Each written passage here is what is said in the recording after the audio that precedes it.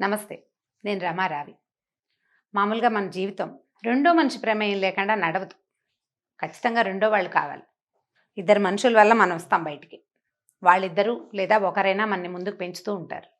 రెండో వాళ్ళ ప్రమేయం లేకుండా అసలు ఏ వ్యవహారము మనది పొసగదు. అప్పుడప్పుడు మూడో వాళ్ళు వస్తుంటారు మధ్యలోకి. 2 కాకుండా 3.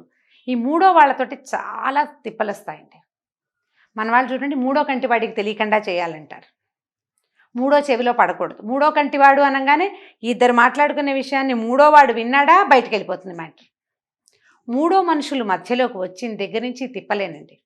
అది అమ్మ మనము మన మధ్యలోకి, నాన్న మనము మన మధ్యలోకి మూడో మనిషి, నువ్వు నేను భార్యాభర్త వీళ్ళ మధ్యలోకి మూడో మనిషి, తల్లి పిల్లలు తండ్రి పిల్లలు, మూడో వాళ్ళు ఎప్పుడు ఎంటర్ అయినా తిప్పలే, ఎప్పుడు సమస్యగానే ఉంటుంది. చాలా కాలం క్రితం మాలతి చంద్రు గారిది ఒక నావెల్ చదివాను నేను. చాలామంది చదువుంటారు, పుస్తక ప్రియులందరూ మాలతి చంద్రు గారిని అభిమానిస్తారు. నా తెలుగు రచయిత్రుల్లో నాకు హార్ట్ ఫేవరెట్ మాలతి చంద్రు గారే.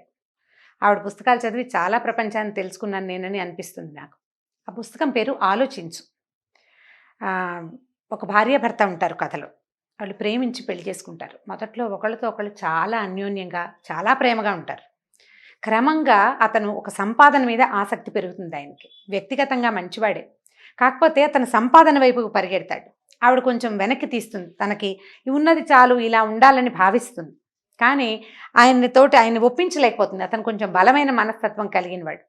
అతను ముందుకు పరిగెడుతూ ఉంటాడు. ఈ పరిగెత్తే క్రమంలో ఆయన బిజినెస్ బాగా ఇంప్రూవ్ చేస్తాడు. ఏ బిజినెస్ అది అంత జ్ఞాపకం లేదు, కథ అవుట్ ఫ్రేమ్ చెప్తున్నాను నేను. క్రమంగా అతనికి తన సెక్రటరీ తోటి స్నేహం ఏర్పడుతుంది.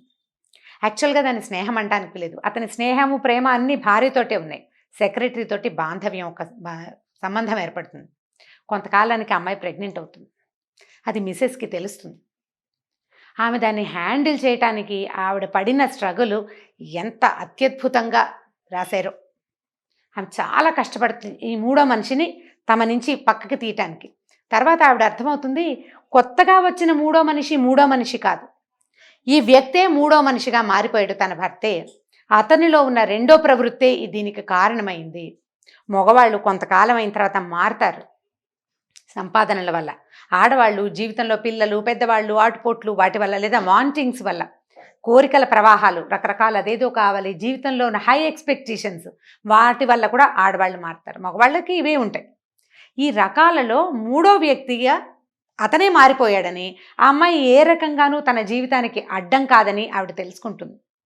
భర్తని ఇంటిని వదిలిపెట్టేసి ఆవిడ అరవిందో ఆశ్రమం అని జ్ఞాపకం ఉంది నాకు, ఆశ్రమంలో చేరిపోతుంది. ఆయన వచ్చి చాలా బతిమలాడతాడు.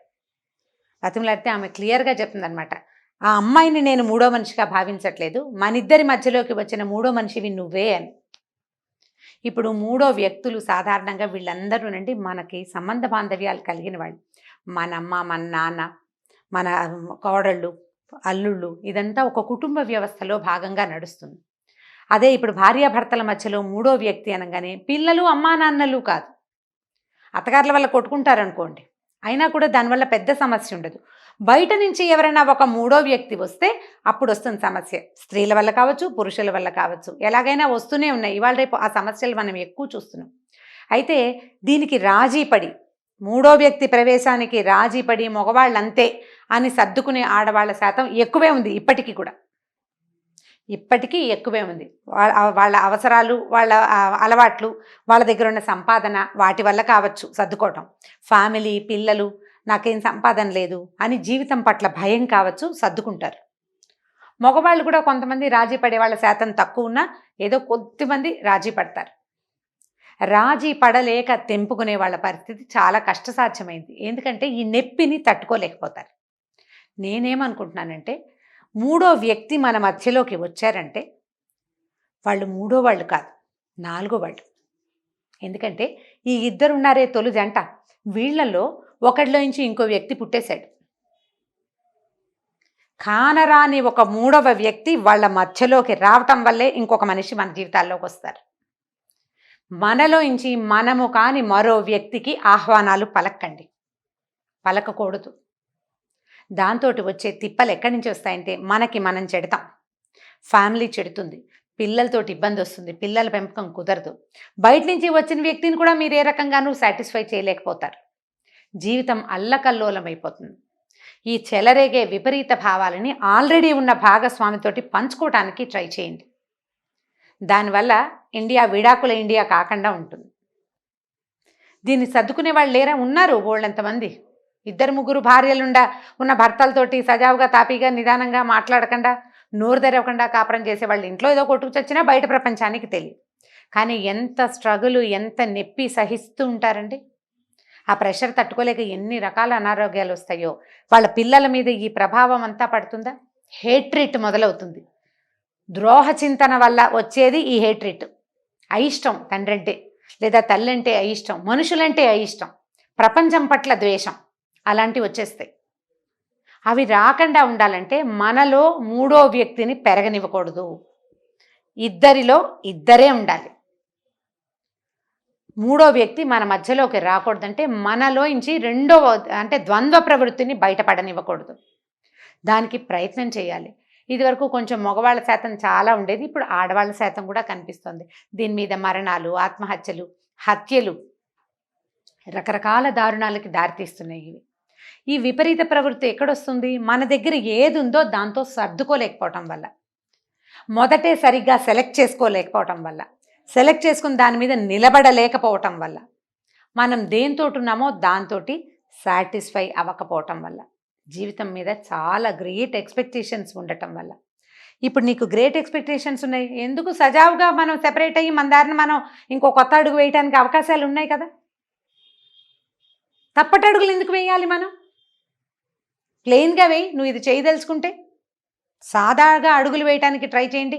మీరు వేసిన తప్పటడుగులు, పెద్దవాళ్ళు వేసిన తప్పటడుగులు తర్వాత తరాలకి గోతులైపోతాయి, అడుగులుగా ఉండవు. మీరు ఒకటి వేస్తే అధపాతాళానికి వెళ్ళిపోవటమే. వాళ్ళకి ప్రపంచం పట్లే అయిష్టం ఏర్పడుతుంది. ఎవరితోటి వాళ్ళు సజావుగా ఉండలేకపోతారు. తల్లిదండ్రుల ఎక్స్ట్రా మ్యారిటల్ అఫైర్స్ కానీ, ఇంట్లో అలాంటివి ఏమైనా జరిగితే, లేదా వేరే వేరే పెళ్ళిళ్ళు కానీ సమాజం పట్ల అభద్రతాభావాన్ని కలిగిస్తాయి. ఇది ఇప్పుడు పై లెవెల్ వాళ్ళకి మనం చెప్పలేమండి. మామూలు సాధారణ మధ్యతరగతి జీవులకి, కొంచెం పైన కింద ఉండే జీవులకే ఈ సమాచారం. ఎంత అభద్రతాభావం అంటే బతుకు పట్ల భయాన్ని కలిగిస్తాం మనం. మనకేం హక్కు ఉంది? మనకు హక్కులు ఉన్నాయా? మన పిల్లల్ని తాలూకు భయాలకి కారణం అయ్యే హక్కు ఉందా మనకి? మనం ఏం చేయగలం? మన నుంచి ఒక జీవి ప్రపంచానికి పరిచయం అయితే వాడికి మంచి బంగారు భవిష్యత్తునివ్వాలి, చక్కగా హాయిగా స్థిమితంగా ఉండే అవకాశాన్ని ఇవ్వాలి. వాళ్ళ జీవితాలని కాలరాసే హక్కు ఇవ్వలేదు భగవంతుడు మనకి. వాడిని బాగా చేయాలి. మనం బాగా చేయాలంటే నువ్వు లక్షల కోట్లు ఇవ్వకపోతే పీడాపోయేరే. ఈ జీవితం పట్ల భయం కలిగిస్తే ఎట్లా కుదురుతుంది? భయాలు కలిగించకూడదు. కాబట్టి మనలోంచి ఉద్భవించే కొత్త మనుషుల్ని సర్ప్రైజ్ చేయండి. మీకు అలాంటి భావజాలం కలిగితే ఫ్రెండ్స్ తోటి మాట్లాడుకోండి, కజిన్స్ తోటి మాట్లాడండి, దాన్ని తగ్గించుకోండి.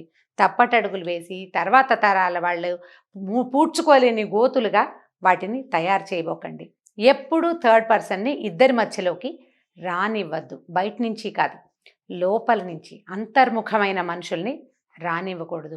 నేను ఇలా ఉండలేనండి, అబ్బాయి నాకు అదేదో కావాలి అంటే బిందాస్గా ఓపెన్గా చేసేయచ్చు. రహస్యంగా చేసి అది గొడవ ఈ బట్టబయలయ్యి వాళ్ళు వీళ్ళు మాట్లాడి ఈ పని చేయకూడదు.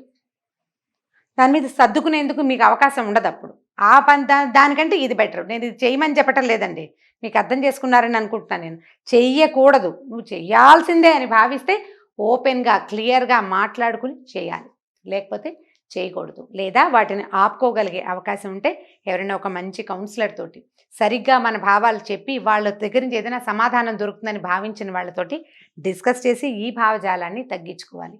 పార్ట్నర్ తోటి ఏదైనా సమస్య ఉంటే మీరు ఇద్దరూ కలిసి ఒక మ్యారేజ్ కౌన్సిలర్ దగ్గరకో ఎవరి దగ్గరకో వెళ్ళి మాట్లాడుకోవాలి.